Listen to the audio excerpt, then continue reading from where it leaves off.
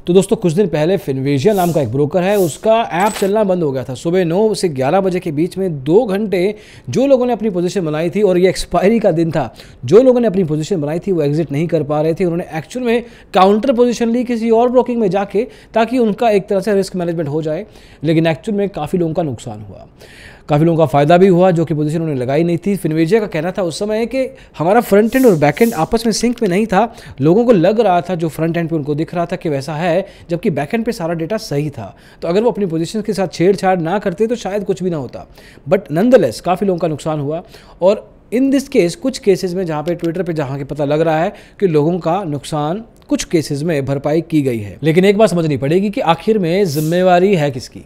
मतलब ब्रोकर और ट्रेडर आपस में लड़ते रहो, बाकी लोग बैठ के तमाशे देखते हैं, तालियां बजाते हैं, चाहे वो एक्सचेंज हो, चाहे वो सेबी हो, चाहे वो सरकार हो, चाहे बाकी के और भी पार्टिसिपेंट्स हों। इस वीडियो में समझने की कोशिश करेंगे कि आखिर दिक्कत कहाँ पे हो रही है। ये पूरे के पूरा जो डिज़ाइन है, पूरा का पूरा जो इकोसिस्टम है, किस तरह से स्ट्रक्चर हो रखा है, किसकी जिम्मेवारी क्या है, कौन कितना फ़ायदा उठा रहा है, कौन कितना नुकसान उठा रहा है, और आखिर में जिम्मेवारी है किसकी। आज पोस्टमार्टम कर ही देते हैं।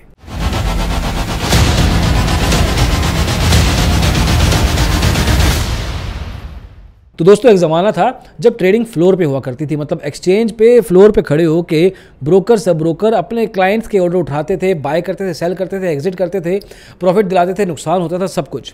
फिर धीरे धीरे डिजिटाइजेशन, कंप्यूटराइजेशन हुआ। मतलब लैपटॉप पे या कंप्यूटर पे ट्रेडिंग शुरू हो गई। अब सब ब्रोकर का ज़माना आ गया, लोग सब ब्रोकर पे लोकली जाने लग गए, कंप्यूटर पे ट्रेडिंग आने लग गई। तो एक रेवोल्यूशन सा हुआ छोटा सा। तो मतलब जो ब्रोकर अभी भी फ्लोर पे खड़े थे वो फ्लोर पे नहीं दिखे, क्योंकि अब सब लोग कंप्यूटर के आगे बैठ के ट्रेडिंग करते थे। तो मतलब यहाँ पे भी थोड़ी इंडस्ट्री साफ हुई। आगे चल के डिस्काउंट ब्रोकिंग का ज़माना आ गया। प्राइसिंग बहुत महंगी हुआ करती थी, ब्रोकरेज बहुत ज़्यादा लिया करते थे। तो आगे जाके ये हो गया कि अब कम ब्रोकरेज, 20 रुपया 10 रुपया ब्रोकरेज पर ट्रेड के हिसाब से पूरी ट्रांसपेरेंसी आ गई। मतलब लोग और आने लग गए यहाँ पे, क्योंकि अब सस्ता हो गया था स्टॉक मार्केट। पहले कंप्यूटर आने के कारण पैसा रीच इंक्रीज कर रहा था। अब यहाँ पे भी बहुत सारे ब्रोकर्स की छटनी हो गई। बहुत सारे ब्रोकर जो पुराने कन्वेंशनल थे, बहुत ज़्यादा ब्रोकरेज लेते थे, या तो डिस्काउंट ब्रोकिंग की तरफ उनको कहा कि छोड़ो, इनका क्या है, डिस्काउंट ब्रोकिंग कोई चलेगी नहीं। डिस्काउंट ब्रोकिंग ने उसको खा लिया। या तो अब उनका खुद का डिस्काउंट ब्रोकिंग बन गया है, नहीं तो डिस्काउंट ब्रोकिंग की एक अलग कंपनी खोल दी है। जो ब्रोकर चेंज नहीं कर पाए वो फना हो गए। अब अगला ज़माना क्या है, अगली रेवोल्यूशन क्या होने वाली है, वो है वापस टेक्नोलॉजी के ऊपर। जो ब्रोकर टेक्नोलॉजी के दम पे चेंज नहीं कर पाएंगे ना खुद को, वो नहीं टिकेंगे। मतलब अगले 5 मैक्सिमम 7 साल, मतलब 2030 में अगर आप बैठे हो ना, तो आपको ब्रोकर जो कन्वेंशनल टेक्नोलॉजी लेवल पे इश्यूज आते हैं ना, वो कुछ दिखने को नहीं मिलेगा। वही ब्रोकर होंगे जहाँ पे टेक्नोलॉजी का इशू नहीं रह गया है। ये बात कॉमन है, मतलब ये बात नॉर्मल है। अलग बात क्या होगी, अलग बात होगी कि टेक्नोलॉजी के अलावा कुछ और चीज़ ऑन टॉप ऑफ टेक्नोलॉजी कुछ अलग से करके दे दिया। एआई का यूज़ कर लिया है, कस्टमर सर्विस सुपर्ब हो गई है, पर्सनलाइज्ड ट्रेडिंग शुरू हो गई है, प्रॉफिटेबल मेकिंग ट्रेडिंग शुरू हो गई है। कि यहाँ पे अब क्लाइंट का ध्यान रखना पड़ेगा कि भैया अब वॉल्यूम नहीं चाहिए, अब क्वालिटी चाहिए। क्वांटिटी की तरफ फोकस थोड़ा कम हो जाएगा। मार्केट थोड़ी सी मैच्योर भी होगी, ट्रेडर भी मैच्योर होगा, सीखेगा, समझेगा, मार्केट में आएगा, प्रॉफिटेबल होगा खुद से भी, और ब्रोकर से भी उम्मीद करेगा कि मेरे को भैया पैसा दे रहा हूँ, मैं प्रॉफिट करवा रहा हूँ खुद से, मेरे को अच्छी सर्विस चाहिए, अच्छा ऐप चाहिए। तो ये इकोसिस्टम अगले 5-7 सालों में और बदलेगा। और जो ब्रोकर ऐप के लेवल पे धक्के खा रहे हैं ना आज की तारीख में, वो नहीं दिखने वाले। या तो वो चेंज हो जाएंगे या वो चेंज कर दिए जाएंगे। अब बात करते हैं 13 अप्रैल की। अब 13 अप्रैल 2023 को फिनवेशिया की शून्य ऐप में ऑर्डर एग्जीक्यूट नहीं हो रहे हैं। मतलब एग्जिट नहीं करने दे रहा है ऐप। एक्सपायरी का दिन है, बहुत वॉलेटिलिटी है, बहुत मूवमेंट है, बहुत क्वांटिटी है, लिक्विडिटी है मार्केट में। आज मेला लगा है, एक्सपायरी दिन है, लेकिन शून्य के जो क्लाइंट हैं फंस गए हैं और वो एग्जिट नहीं कर पा रहे हैं। सुबह 9 से लेकर 11 बजे तक एक तरह से हाहाकार मच गया। कस्टमर केयर को फ़ोन किए जा रहे हैं, वो सॉल्व नहीं कर पा रहे हैं। हालांकि बाद में कुछ 3-4 दिन लगा के जब ट्विटर पर अच्छी खासी बात फैल गई, अखबारों में आ गए नाम, तब फिनवेशिया ने कहा कि अब हम ठीक कर देते हैं। और ऑनेस्टली इस केस में उन्होंने सब कुछ ठीक किया भी। काफ़ी केसेस में पैसे वापस किए गए हैं। अब ये पहला और ये आखिरी केस नहीं है, अगले कुछ समय के लिए जो इसमें पहले बता रहा था। दिसंबर 2022 में, अभी 3-4 महीने पहले, कोटक की न्यू ऐप पूरा दिन बंद रही थी। जी हाँ, पूरा दिन चली ही नहीं। नवंबर 2022, 1 महीना पहले, ज़रूरा की काइट वेब एप्लीकेशन चलना बंद हो गई। ट्रेडर्स को ना तो अपने पेंडिंग ऑर्डर दिख रहे थे और ना ही अपनी ओपन पोजीशंस को वो स्क्वेयर ऑफ कर पा रहे थे। जब ठीक हुआ ना तो ज़रोडा ने कहा अब सब इशू सॉल्व हो गया है, सॉरी फॉर द इनकन्वीनियंस। अरे इसके अलावा और भी बहुत कहानियां हैं, अपस्टॉक्स के साथ भी ऐसा मल्टीपल टाइम्स हो चुका है। अब दिक्कत कहाँ आती है? दिक्कत यहाँ पे आती है कि लोग देखते हैं कि मेरा ब्रोकरेज बच जाए, जीरो ब्रोकरेज मॉडल कोई मुझे ऑफर कर दे, मैं इनके साथ अकाउंट खोल लूंगा, ट्रेडिंग करूंगा, पैसा बहुत है मेरे पास। अरे जब पैसा बहुत है तुम्हारे पास तो अपना ब्रोकरेज बचाने की कोशिश करने में अपना पैसा गंवाने क्यों आए हो? अगर स्टॉक मार्केट में आए हो तो पहला पैसा बचाना है या पहले पैसा बनाना है? पहले बना लो, बच जाएगा बाद में, वो बात की बात है। एटलीस्ट एज ऑफ नाउ अगर 1000 रुपया, लाख रुपया लेके आए हो तो कोशिश ये ना करो कि मेरा 1000 रुपया बच जाए, नहीं, कोशिश ये करो कि मेरा 10,000 बन जाए। लेकिन अभी आज की तारीख में इंडियन मेंटालिटी या ट्रेडिंग मेंटालिटी ये हो चुकी है कि जीरो ब्रोकरेज की तरफ भागते हैं, और वो ब्रोकर जो उनको जीरो हर सेगमेंट में ऑफर कर दे वो तो भाई भगवान है। चाहे वो कोटक सिक्योरिटीज़ है, चाहे वो एम स्टॉक्स है, चाहे वो फिनवेजिया है आज की तारीख में। इसके अलावा और भी है, लेकिन मेजर ब्रोकर्स में जो कि जीरो ब्रोकरेज ऑफर करते हैं अक्रॉस द सेगमेंट्स, वो ये तीनों ब्रोकर हैं। For example 5 paisa, Alice Blue, Angel One, Fyers, Groww, Edelweiss, Paytm, Upstox, Zerodha, ये सब लोग डिस्काउंट ब्रोकर्स हैं, लेकिन कुछ सेगमेंट्स में पैसा चार्ज करते हैं, ब्रोकरेज आपको देनी पड़ती है। और वहीं पे Axis securities, choice, HDFC securities, ICICI, IIFL, Jainam, Motilal Oswal, Religare securities, SBI, शेर खान, ये सब फुल सर्विस स्टॉक ब्रोकर्स हैं जो आपसे परसेंटेज चार्ज करते हैं और अच्छी खासी ब्रोकरेज लेके जाते हैं। अब इन सभी के सभी ब्रोकर्स के खिलाफ इनके क्लाइंट्स पूरे साल में कुछ ना कुछ शिकायतें डालते हैं। टाइप 1 शिकायत, टाइप 2, टाइप 3, ऐसे अलग अलग टाइप्स होती हैं, टाइप 9 तक होती हैं, टाइप 1 से लेकर टाइप 9 तक।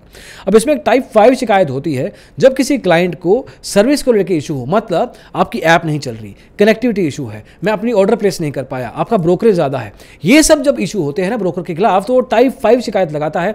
हमने चेक करने की कोशिश की, रिपोर्ट 1A होती है NSE की, नेशनल स्टॉक एक्सचेंज की, जहां पे ये बताया जाता है कि इस ब्रोकर के खिलाफ इतनी शिकायतें टाइप 1 की हैं, टाइप 2 की हैं। हमने देखा भैया टाइप 5 की शिकायतें किस ब्रोकर के खिलाफ कितनी ज़्यादा है, टोटल शिकायतें कितनी है, टाइप 5 की कितनी है, परसेंटेज कितना है, ये जानने की कोशिश की। फॉर एग्जांपल एंजल वन के खिलाफ 743 टोटल शिकायतें थी, उसमें से 342 टाइप 5 की थी, मतलब करीब 46%। अभी नंबर ज्यादा है। वहीं पे HDFC सिक्योरिटीज के खिलाफ 182 टोटल शिकायतें हैं, उसमें से 86 शिकायतें टाइप 5 की हैं, मतलब 47%। लेकिन टॉप 3 ब्रोकर्स ऐसे कौन से हैं जिनके खिलाफ सबसे ज्यादा शिकायतें हैं टाइप 5 की परसेंटेज लेवल पे? अब इसमें बहुत सारे नाम आए, लेकिन हमने ये जो सारे नाम बताए थे ना ब्रोकर्स के, सबके चेक किए हैं, इसकी लिस्ट भी आपको दिख रही होगी अब स्क्रीन पे। लेकिन 3 नाम अभी आपको दिखाएंगे, बताएंगे कि टॉप 3 कौन से हैं जिनको सबसे ज़्यादा टेक लेवल का इशू आता है। अरे अपना कोटक सिक्योरिटीज 605 टोटल शिकायतें हैं, उसमें से 347 टाइप 5 की हैं, 57%। फिनवेजिया एक छोटा ब्रोकर है, मतलब relatively in terms of active client base काफ़ी कम है एज कम्पेयर टू बड़े बड़े नाम जो हैं, लेकिन इनकी टोटल शिकायतें हैं 67, और उसमें से टाइप 5 शिकायतें पता कितनी हैं? 47, मतलब 70%, 70। और हमारे एमस्टॉक साहब मिराई एसेट 194 शिकायतें हैं उनके खिलाफ, उसमें से 160 शिकायतें टाइप 5 की हैं, 82%। हाँ 82, मतलब 10 में से 8 से भी ज़्यादा शिकायतें इनके खिलाफ शिकायतें टेक्नोलॉजी को ही लेके होती हैं। तो मतलब अगर आप जीरो ब्रोकरेज वाले ब्रोकर्स के पास जा रहे हैं दोस्तों, तो एक बार, इनफैक्ट किसी भी ब्रोकर के पास जा रहे हैं, लेकिन एक बार उनके खिलाफ देख लो कि टाइप 5 शिकायतें कहाँ पे हैं। मैं आपको लिंक भेज दूंगा, नीचे लिंक डिस्क्रिप्शन में रहेगा, खुद से जाके चेक कर लेना किस ब्रोकर के खिलाफ कितनी शिकायतें हैं, कौन सी टाइप की हैं। वही 3 ब्रोकर जो आपको जीरो ब्रोकर्स दे रहे थे अक्रॉस द सेगमेंट, वही 3 ब्रोकर यहाँ पे भी निकले जो कि आपको ऐप दे रहे हैं जिसमें सबसे ज़्यादा इशू आते हैं, मतलब सबसे शिकायतें, मतलब बाकी के लोग जो इनके क्लाइंट हैं वो आपको बता रहे हैं कि हमारी इनके खिलाफ शिकायत है, और ये वही 3 ब्रोकर हैं जो आपको ऐप देते हैं और उसके क्लाइंट खुद बताते हैं कि यार इनके खिलाफ शिकायतें बहुत हैं, कंप्लेंट बहुत है। फैक्ट्स, नंबर्स के सामने, डेटा आपके सामने है। कभी भी किसी ब्रोकर के खिलाफ, देखिए यार दोस्त, सिंपल सी बात समझने की कोशिश करो। आप ट्रेडिंग में क्यों आए हो? आपको कस्टमर सर्विस थोड़ी बहुत कॉम्प्रोमाइज़ करनी पड़े ना, कर लो। पैसा थोड़ा ज़्यादा देना पड़े ना, दे दो। आपको अगर ब्रांच ना मिले ना, कोई बात नहीं, और डिजिटल ज़माना है। अगर आपकी ऐप नहीं चल रही ना, आज के टाइम पे अगर आपकी ऐप नहीं चल रही है ना दोस्त, don't trust that person at all, don't trust that broker. और ऐसा नहीं है कि यार एक दिक्कत है, एक बार हो गया यार, कैसे ऐसे नाम खराब कर रहे हो आप। नहीं दोस्त, मैं नहीं कह रहा हूँ, रिपोर्ट कह रही है, इनके क्लाइंट कह रहे हैं, इन्होंने कहा है टाइप 5 शिकायत होती ही इसलिए है, और लोगों ने बोली है 82% यार एम स्टॉक्स के, फिनवेजिया की 70%। तो नंबर्स कांट लाई यार। अब ये देखते हैं कि एक्चुअल में जिम्मेवारी कौन संभाल रहा है। देखिए, आप काम करेंगे, आपको पैसा मिलेगा, लेकिन जिम्मेवारी भी ज़्यादा देखनी पड़ेगी आपको। अगर आपके क्लाइंट बेस ज़्यादा है तो जिम्मेवारी बढ़ जाती है, क्योंकि आपको पैसा भी ज़्यादा मिलने वाला है। तो जो टॉप 5, 7, 10 ब्रोकर्स हैं, उनके पास 70% मार्केट शेयर है ओवरऑल स्टॉक मार्केट का इंडिया की, तो उनको तो संभालना पड़ेगा। 10 में से 7 क्लाइंट आपके पास आते हैं, एक से दूसरे के पास जाते हैं, दूसरे से तीसरे को, यहीं कहीं रहते हैं, पीछे नहीं जाते। अब ये समझने की कोशिश करते हैं कि जो बाकी के अपने मार्केट के पार्टिसिपेंट्स हैं, चाहे वो स्टॉक ब्रोकर है, चाहे वो सेबी है, चाहे वो एनएसई है, कितना पैसा कमा रहे हैं। ब्रोकर्स में मोतीलाल ओसवाल पिछले साल मार्च 2022 में इनका रेवेन्यू करीब 2611 करोड़ रुपए था, प्रॉफिट था करीब 700 करोड़ रुपए। एंजल वन 2237 करोड़ रुपए रेवेन्यू, 614 करोड़ रुपया प्रॉफिट। आईसीआईसीआई सिक्योरिटीज 3436 करोड़ रुपया, 3436 करोड़ रुपया रेवेन्यू, 1300 करोड़ रुपए प्रॉफिट। जहां तक ज़रोड़ा का मीडिया में नंबर चल रहा है, करीब 4900 करोड़ रुपए का रेवेन्यू है, 2094 करोड़ रुपए का प्रॉफिट। मतलब पैसा है सिस्टम में, पैसे की कोई दिक्कत नहीं है, टेक्नोलॉजी इंप्रूव की जा सकती है। लेकिन एट द सेम टाइम ये बात बोलते ही मैं एक बात और भी बोलता हूं कि पूरे के पूरे इकोसिस्टम को चलाने में ब्रोकर का बहुत बड़ा रिस्पॉन्सिबिलिटी है एज ऑफ नाउ, है या उसको ही निभाना पड़ रहा है, उसको ही रिस्पॉन्सिबिलिटी लेनी पड़ रही है, उसको ही गालियां खानी पड़ रही हैं। क्योंकि सेबी ने 2020 में 528 करोड़ रुपए कमाए थे, 2021 में ये नंबर करीब 800 करोड़ से भी ज़्यादा चला गया, 826 करोड़ रुपए टू बी स्पेसिफिक। लेकिन क्या इन्होंने उतनी जिम्मेवारी निभाई? क्या इन्होंने रिटेल इन्वेस्टर्स की पैसे के साथ डायरेक्ट हेल्प या इनडायरेक्ट हेल्प करने की कोशिश की? देखो, इकोसिस्टम बनाना तो आपका काम है, वो तो करना पड़ेगा। जैसा काम ब्रोकर का ऐप देना है, सर्विस देना है, ब्रांच देना है, टिप्स देना है, सब कुछ करना है, सेबी का भी काम है इकोसिस्टम को रेगुलेट करना, मैनेज करना। लेकिन जब भी कोई ब्रोकर के कारण फंसता है तो आईपीवी के थ्रू क्या आप क्विकली टाइम के साथ उसको हेल्प करते हैं? कभी ब्रोकर की ऐप नहीं चलती तो आपका कोई कंट्रीब्यूशन रहता है, रेवेन्यू में तो कंट्रीब्यूशन रहता है आपका, ट्रेड में तो कंट्रीब्यूशन रहता है आपका, लेकिन सेबी क्या जब नुकसान होता है, डैमेज कंट्रोल में सामने आता है कि यार मेरा पैसा इतना पड़ा है, ब्रोकर की ऐप नहीं चलेगी, इतना पैसा मेरे यहाँ से निकाल लो और दे दो साथ के साथ, ताकि ब्रोकर को भी थोड़ी रिलीफ रहे, मेरा भी प्लान बी पड़ा है, मैं भी कुछ बोल सकूं। और जहां तक एनएसई की बात है, 8 से 10 हजार करोड़ रुपए का रेवेन्यू आराम से एनएसई भी निकाल लेता है। क्वार्टरली इनका 23 से 2400 करोड़ रुपए वैसे भी रहता है। सरकार भी कमाती है सिक्योरिटीज एंड ट्रांजैक्शन टैक्स, जो कि अभी फिर से बढ़ा दिया गया है, स्पेशली ऑप्शंस ट्रेडिंग में। ऑप्शंस का टर्नओवर भी बढ़ रहा है, 10 गुना बढ़ गया है पिछले 3 सालों में दोस्तों। जहां पे ये 4-5 हजार करोड़ रुपए का डेली ऑप्शंस प्रीमियम टर्नओवर हुआ करता था, आज की तारीख में इंडेक्स ऑप्शंस 45,000 करोड़ रुपए का है रोज का टर्नओवर, और 3,000 करोड़ स्टॉक ऑप्शंस का है। और सरकार जो STT securities and transaction tax से पैसा कमाती है ना, 2021 में यह नंबर 16,927 करोड़ रुपए था, 2022 में यह नंबर करीब 20,000 करोड़ रुपया है, और 2023-24 फाइनेंशियल ईयर में एक्सपेक्टेशन है कि यह नंबर 27 से 28,000 करोड़ रुपए होगा। जब आप सबके पास देखिए, सरकार, सेबी, एनएसई, ब्रोकर्स, आप सबके पास पैसा है, सिस्टम है, एक्सपीरियंस है, नॉलेज है, you understand how it works, intention है, तो आप इस पूरे के पूरे इकोसिस्टम को बेहतर बनाने की कोशिश क्यों नहीं करते? यही सवाल है। ट्रेडर इन्वेस्टर आप सबको देख के मार्केट में आता है कि यार ये मार्केट कंट्रोल्ड है, वो ओक्टाफेक्स, क्रिप्टो, वो सब जाने की ज़रूरत नहीं है, यहाँ पे आओ, क्योंकि यहाँ पे बहुत सारे लोग सरकार के अंडर काम करते हैं, लेकिन सब कमाते हैं। लेकिन इसके बारे में सोचने की जब बात आती है तो ऐप के इश्यूज आते हैं। वो बेचारा ट्विटर पे जाता है, कस्टमर केयर को फ़ोन करता रहता है कि सर मेरा 2,000 रुपया फंस गया है, हटा दीजिए, 20 लाख रुपये का नुकसान हो गया है, बचा लीजिए। ये चीज़ें ना हो, इसको रेगुलेट कीजिए, बेहतर कीजिए। हमारे इंडिया का स्टॉक मार्केट बहुत से लोगों का एक अच्छा खासा फ्यूचर है, जो सिस्टम में हैं, जो सिस्टम से बाहर हैं, जो आना चाहते हैं। दुनिया की भर की स्टॉक मार्केट्स कुछ अलग लेवल पे चल रही हैं, इंडिया की स्टॉक मार्केट भी पूरी नहीं है, लेकिन जब ये टेक्नोलॉजी के हिकअप्स आते हैं ना, ये बहुत दिल दुखाते हैं, नुकसान करते हैं, लोगों को डिप्रेशन में ले जाते हैं।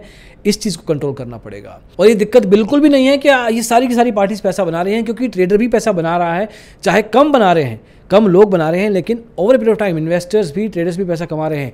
बट जब दिक्कत होती है ना, ये जो प्रॉब्लम होती है ऐप की, तब जाके सभी के सभी गरीबान झांकने पड़ते हैं। सबको कंट्रीब्यूट करना चाहिए, सबको सामने आना चाहिए, सबका एक ना एक लेवल पे कंट्रीब्यूशन इस केस में होना चाहिए कि फलां ब्रोकर की अगर ऐप बंद होगी तो यहाँ पे एक्सचेंज का इतना पैसा पड़ा है, ब्रोकर का इतना पैसा पड़ा है, सेबी का इतना पैसा पड़ा है, सरकार का इतना पैसा पड़ा है।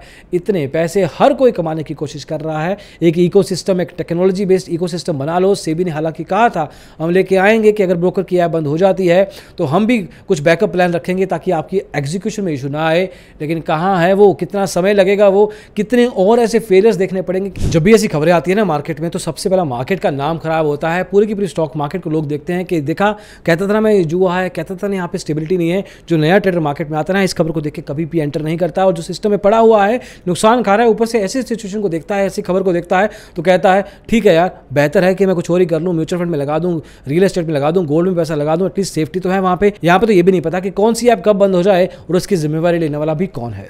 होपफुली ये वीडियो सिस्टम के कुछ लोगों तक पहुँचे। इस वीडियो को शेयर कीजिए, लाइक चाहे मत कीजिए, सब्सक्राइब भी चाहे मत कीजिए इस चैनल को इस वीडियो को देखने के बाद, लेकिन आई वुड सजेस्ट यू कि इस वीडियो को शेयर कीजिए ज़्यादा से ज़्यादा, ताकि कहीं ना कहीं किसी न किसी जिम्मेवार इंसान के पास ये पहुंचे जिसके पास पावर है इस चीज़ को ठीक करने की, और होपफुली वो इस डायरेक्शन में काम भी करें।